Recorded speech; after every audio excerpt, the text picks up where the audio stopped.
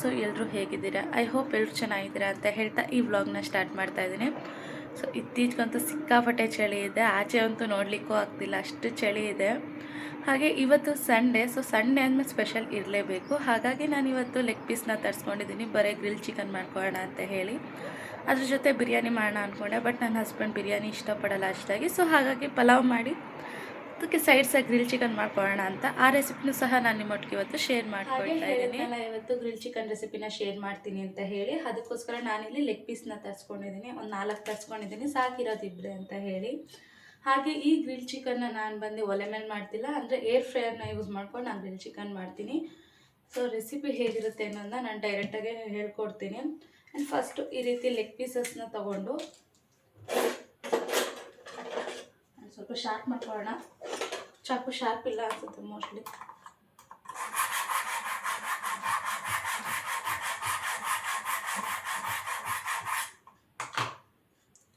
So leg ಪೀಸಸ್ನ ತೊಗೊಂಡು ಇದಕ್ಕೆ ನಾನಿಲ್ಲಿ ಕಟ್ ಮಾಡ್ಕೊಳ್ತಾ ಇದ್ದೀನಿ.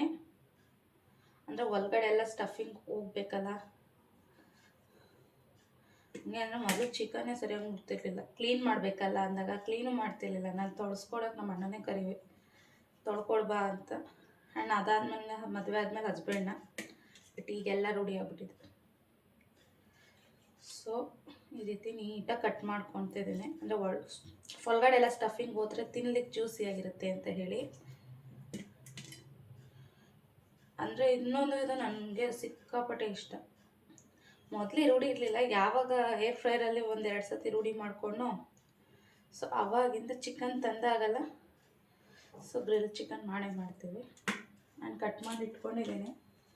ನಾನು ಅನ್ಕೋಬೋದು ತಣ್ಣೀರು ಯೂಸ್ ಮಾಡ್ತೀರ ಅಂತ. ಇಲ್ಲ, ಒಂದು ತಪ್ಪಲೆ ನಾನು ಫುಲ್ ಬಿಸಿನೀರು ಕಾಯಿಸ್ಕೊಂಡಿದ್ದೀನಿ. ಸೊ ಬಿಸಿನೀರಿಂದ ಯೂಸ್ ಮಾಡ್ತೀನಿ ಕೈ ಕಾಲೆಲ್ಲ ತೊಳೆಯೋಕ್ಕೆ.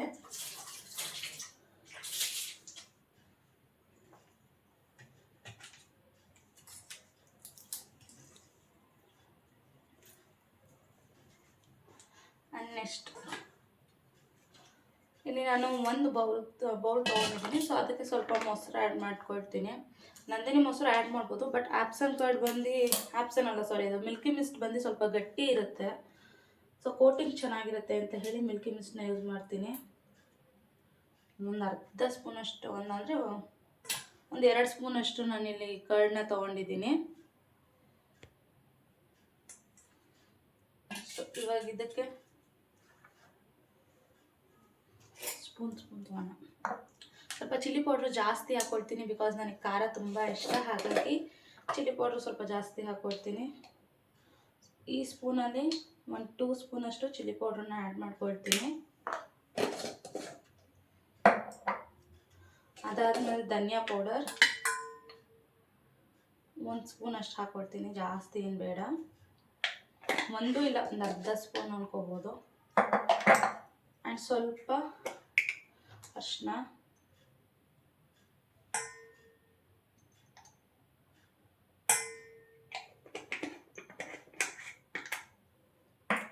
ಅದಾದಮೇಲೆ ಚಿಲ್ಲಿ ಪೌಡ್ರ್ ಆಲ್ರೆಡಿ ಹಾಕಿದ್ದೀವಲ್ಲ, ಸೊ ಒಂದು ಅರ್ಧ ಸ್ಪೂನು ಪೆಪ್ಪರ್ ಪೌಡರ್,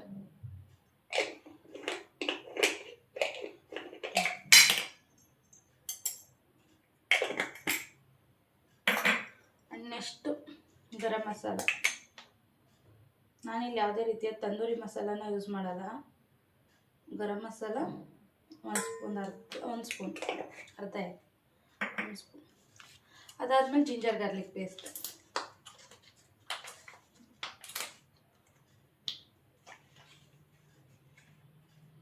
ಗೊತ್ತಾಗುತ್ತೆ, 1-2 ಸ್ಪೂನ್ ಜಿಂಜರ್ ಗಾರ್ಲಿಕ್ ಪೇಸ್ಟ್ನ ಹಾಕ್ಕೊಳ್ತೀನಿ. ಆ್ಯಂಡ್ ಮೇನ್ ಉಪ್ಪು, ಸ್ವಲ್ಪ ಉಪ್ಪನ್ನ ಹಾಕ್ಕೊಳ್ತಾ ಇದ್ದೀನಿ. ರುಚಿಗೆ ನೋಡ್ಕೊಂಡು ಹಾಕ್ಕೊಳ್ಳಿ, ಬಿಕಾಸ್ ಗರಂ ಮಸಾಲ ಎಲ್ಲ ಹಾಕಿರ್ತೀವಿ. ಕೆಲವೊಂದು ಕಡೆ ಶುಂಠಿ ಬೆಳ್ಳುಳ್ಳಿ ಪೇಸ್ಟ್ಗೂ ಸಹ ಲೈಟಾಗಿ ಉಪ್ಪು ಹಾಕಿರ್ತಾರೆ, ಸೊ ಉಪ್ಪಾಗ್ಬಿಡುತ್ತೆ. ಆ್ಯಂಡ್ ನೆಕ್ಸ್ಟು ನಾನಿಲ್ಲಿ ಕುಕ್ಕಿಂಗ್ ಆಯಿಲ್ ಯೂಸ್ ಮಾಡ್ತೀನಿ. ನೆನ್ನೆ ಆಲ್ರೆಡಿ ಫ್ರೈ ಮಾಡಿದ್ವಲ್ಲ, ಸೊ ಅದೇ ಆಯಿಲ್ನ ಯೂಸ್ ಮಾಡ್ಕೊಳ್ತಾ ಇದ್ದೀನಿ. 1-2 ಸ್ಪೂನ್ ಕುಕ್ಕಿಂಗ್ ಆಯಿಲ್ನ ಯೂಸ್ ಮಾಡಿದೆ.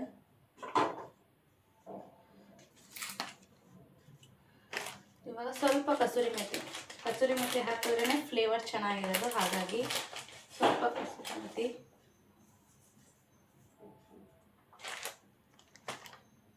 ಇಷ್ಟನ್ನು ಹಾಕಿ ಈಗ ಚೆನ್ನಾಗಿ ಮಿಕ್ಸ್ ಮಾಡ್ಕೊಳ್ತೀನಿ.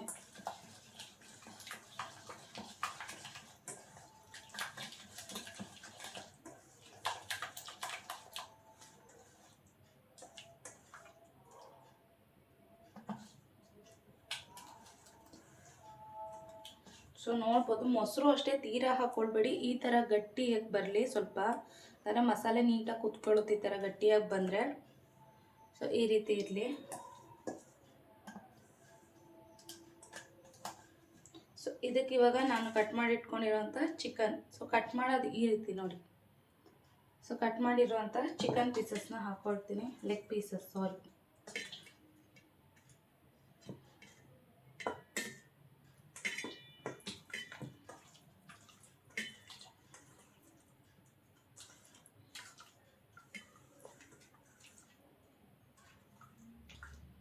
ನೀಟಾಗಿ ಮಸಾಲೆ ಎಲ್ಲ ಒಳಗಡೆ ಕುತ್ಕೋಬೇಕು, ಆ ರೀತಿ ಮಿಕ್ಸ್ ಮಾಡಿ.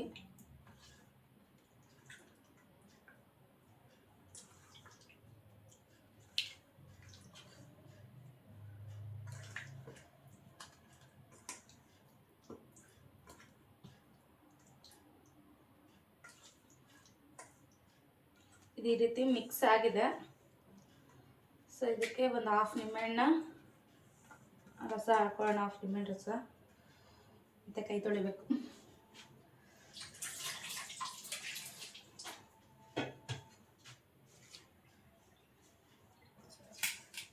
ಇದಕ್ಕೆ ನಾನಿಲ್ಲಿ ಒಂದು ಹಾಫ್ ನಿಂಬೆಹಣ್ಣು ರಸನ ಹಾಕ್ಕೊಳ್ತೀನಿ, ಚೆನ್ನಾಗಿರುತ್ತೆ ಟೇಸ್ಟು. ಆ್ಯಂಡ್ ಇದಕ್ಕೆ ನಾವು ಸ್ಮೋಕಿ ಎಫೆಕ್ಟು ಸಹ ಕೊಡ್ಬೋದು. ಸ್ವಲ್ಪ ಚಾರ್ಕೋಲ್ಗೆ ಬಿಸಿ ಮಾಡ್ಕೊಂಡು ನಂತರ ಅದಕ್ಕೆ ತುಪ್ಪ ಅಥವಾ ಬೆಣ್ಣೆನ ಮಿಕ್ಸ್ ಮಾಡಿ ಇದರೊಳಗಡೆ ಸ್ಮೋಕಿ ಎಫೆಕ್ಟ್ ಕೊಡ್ಬೋದು, ಚೆನ್ನಾಗಿರುತ್ತೆ. ಬಟ್ ನನ್ನ ಹತ್ರ ಚಾರ್ಕೋಲ್ ಇಲ್ಲ, ಸೊ ಹಾಗಾಗಿ ನಾನೇನು ಸ್ಮೋಕಿ ಎಫೆಕ್ಟ್ ಕೊಡ್ತಿಲ್ಲ. ಸೊ ಇದು ನೀಟಾಗಿ ಹೊಂದ್ಕೊಳ್ಳೋಕ್ಕೆ ಮಿನಿಮಮ್ 1.5 hour ಆದರೂ ಬೇಕು. ಸೊ ನಾವು ಇದನ್ನು 1.5 hour ಫ್ರಿಜ್ಜಲ್ಲಿ ಇಟ್ಕೊಳ್ತೀನಿ. ಸೊ ನೀಟಾಗಿ ಮಸಾಲ ಎಲ್ಲ ನೀಟಾಗಿ ಕಚ್ಕೊಳ್ಳುತ್ತೆ. ಅದಾದ್ಮೇಲೆ ನಾವು ಇದನ್ನು ಗ್ರಿಲ್ ಮಾಡ್ಕೊಳ್ಳೋಣ. ಸೊ ಮಿನಿಮಮ್ 1 hour ಆದರೂ ಫ್ರಿಜ್ಜಲ್ಲಿ ಇದನ್ನು ರೆಸ್ಟ್ ಮಾಡ್ಲಿಕ್ಕೆ ಬಿಡ್ತೀನಿ. ಅಷ್ಟರಲ್ಲೇ ನಾನು ಸಹ ತರಕಾರಿ ಎಲ್ಲ ಕಟ್ ಮಾಡಿ ಪಲಾವ್ಗೆ ಏನು ಬೇಕೋ ಅವನ್ನೆಲ್ಲ ಹಾಕ್ಕೊಂಡೆ. ಆ್ಯಂಡ್ ಪಲಾವ್ ರೆಸಿಪಿ ಬೇಕು ಅಂದರೆ ಕಮೆಂಟ್ ಮಾಡಿ, ನಾನು ಮುಂದಿನ ವೀಡಿಯೋದಲ್ಲಿ ಪಲಾವ್ ರೆಸಿಪಿ ಶೇರ್ ಮಾಡ್ತೀನಿ. ಚಿಕನ್ ಆಲ್ರೆಡಿ ಮ್ಯಾರಿನೇಟ್ ಆಗಿದೆ, ನೋಡ್ಬೋದು ಎಷ್ಟು ನೀಟಾಗಿ ಮ್ಯಾರಿನೇಟ್ ಆಗಿದೆ. ಸೊ ಇವಾಗ ನಾನು ಇಲ್ಲಿ ಪಿಜನ್ ಅವ್ರದ್ದು ಏರ್ ಫ್ರೈಯರ್ನ ಯೂಸ್ ಮಾಡ್ತಾ ಇದ್ದೀನಿ. ಆ್ಯಂಡ್ ಇದರಲ್ಲಿ ತುಂಬ ಸತಿ ನಾನು ಗ್ರಿಲ್ ಚಿಕನ್ ಮಾಡ್ಕೊಂಡಿದ್ದೀನಿ, ತುಂಬ ಚೆನ್ನಾಗಿದೆ ಕ್ವಾಲಿಟಿ. ಆ್ಯಂಡ್ ಪ್ರಾಡಕ್ಟು ಅಷ್ಟೇ ಚೆನ್ನಾಗಿದೆ. ಆ್ಯಂಡ್ ಇದಕ್ಕೆ ಇನ್ನೊಂದು ಸತಿ ನಾನು ಇದ್ರ ಮೇಲೆ ಲೈಟಾಗಿ ಆಯಿಲ್ನ ನಾನು ಅಪ್ಲೈ ಮಾಡ್ತೀನಿ. ಸೊ ಡಯಟಲ್ಲಿರೋರು ಆಯಿಲ್ ಏನು ಅವಶ್ಯಕತೆ ಇರೋಲ್ಲ, ಬಟ್ ನಾನು ಸ್ವಲ್ಪ ಲೈಟಾಗಿ ಆಯಿಲ್ನ ಟ್ರೇಸ್ ಮಾಡಿ ಇದನ್ನು ಇವಾಗ ಹೇರ್ ಫ್ರೈಯರ್ಗೆ ಫಿಕ್ಸ್ ಮಾಡ್ತೀನಿ.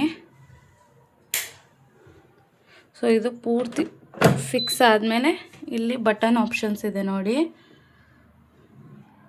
ಸೊ ಈಗ ಇಲ್ಲಿ ಸೆಂಟ್ರ್ ಬಟನ್ ಹಾಕ್ತೀನಿ. ಸೊ ಇದರಲ್ಲಿ ಆಲ್ರೆಡಿ ತಂದೂರಿದು ಅಂದರೆ ಟೈಮರು ಮತ್ತು ಹೀಟಿಂಗ್ ಟೆಂಪ್ರೇಚರ್ ಎಲ್ಲ ಸಿಗುತ್ತೆ. ಬಟ್ ನಾನು ಆದರೆ ಇಲ್ಲಿ ಸ್ವಲ್ಪ ದೊಡ್ಡ ಪೀಸ್ ಯೂಸ್ ಮಾಡಿರೋದ್ರಿಂದ ನಾನು ಎಕ್ಸ್ಟ್ರಾ ಟೈಮರ್ ಇಟ್ಕೊಳ್ತೀನಿ. ಇವಾಗ ನಾನು 15 minutes ಟೈಮರ್ ಇಟ್ಕೊಂಡಿದ್ದೀನಿ. ಆ್ಯಂಡ್ ಟೆಂಪ್ರೇಚರ್ ಬಂದು ನಾನಿಲ್ಲಿ 190 degrees ಟೆಂಪ್ರೇಚರ್ನ ಇಟ್ಕೊಂಡು 15 minutes ಇದನ್ನು ಬೇಕ್ ಮಾಡ್ತೀನಿ. ನೋಡ್ಬೋದು ಬೇಕಾಗ್ತಿದೆ ಈಗ,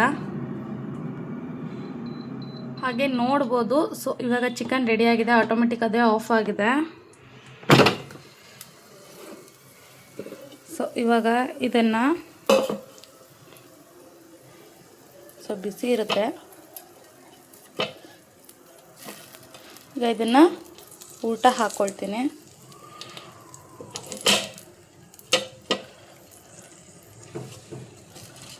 ಊಟ ಹಾಕ್ಕೊಂಡು ಸೊ ಇದ್ರ ಮೇಲೂ ಸ್ವಲ್ಪ ಲೈಟಾಗಿ ಆಯಿಲ್ನ ಅಪ್ಲೈ ಮಾಡ್ತಾಯಿದ್ದೀನಿ.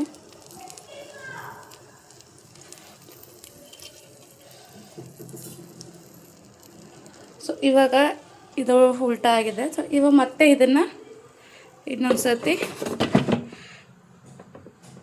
ಬಟ್ ಈ ಸತಿ ನಾನು ಟೈಮರ್ ಬಂದು